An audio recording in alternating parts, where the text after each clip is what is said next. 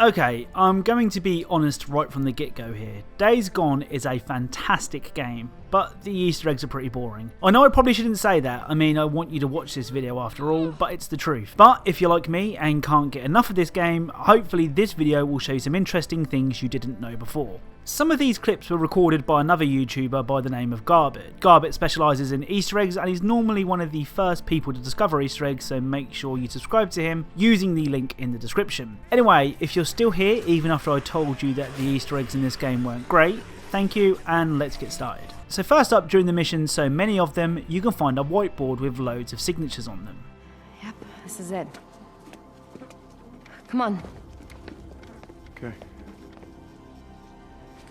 These signatures are actually signatures from the game's developers. It's a bit of a blink and you'll miss it scene, but I'd like to take this time to thank all those involved in making this great game. So before Bend Studios developed Days Gone, they were known as 989 Studios. 989 Studios were responsible for the PlayStation 1 classic Syphon Filter, and Days Gone has a couple of references to that series. First up is a piece of classified research you can find at the Cloverfield Laboratory, which talks of agents Logan, Jing and Lipan. Logan, Jing and Lipan are all agents from these Syphon Filter games, but an even bigger clue can be found on the front page of the collectible. It outright names the virus as Syphon Filter, and it also says that the first strain of the virus was found in Ukraine, which is a location of a mission in the original Syphon Filter. I don't know what this means. Could it be that Days Gone is a sequel of sorts to Syphon Filter? Is this just confirmation that Days Gone and Syphon Filter share the same universe, or could it be a way to gauge interest in a new Syphon Filter game? Who knows, but I for one would love a new Syphon Filter game. Oh, and one more reference to Bend Studios' former name of 989 Studios can be found in the trophy list. The trophy called Lend Me Your Ears is awarded for collecting 989 Freaker Ears, an obvious reference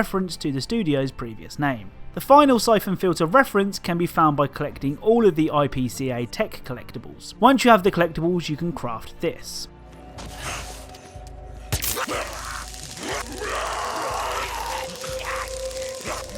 So the stun gun was a weapon used in the Syphon Filter series. That's not the only link though. If you enter photo mode and take a look at the stun gun, you can see the initials of GL on it. These are the initials of Gabriel Logan, the main character in the Syphon Filter series. So if you've been watching my videos for a while, you'll be well aware of the numerous games that have featured a Dark Souls Easter egg. I even made an entire video highlighting some of them, and there has been plenty more found in games since that video. Days Gone didn't want to miss out on this latest trend, as at this location you can find a large knife stuck in a bonfire.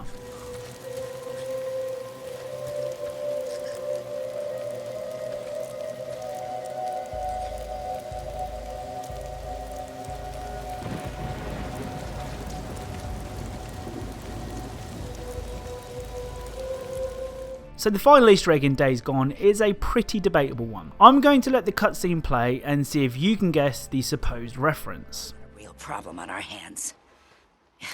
You remember Richard Marston? Used to ride for us?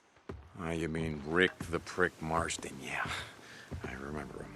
So what do you think? First up is the name Marston. Later in the mission we find out that Marston wears a cowboy hat and we have to retrieve it to provide proof of death. So many people, including a ton of followers on Instagram, believe this to be a reference to John Marston from the Red Dead games.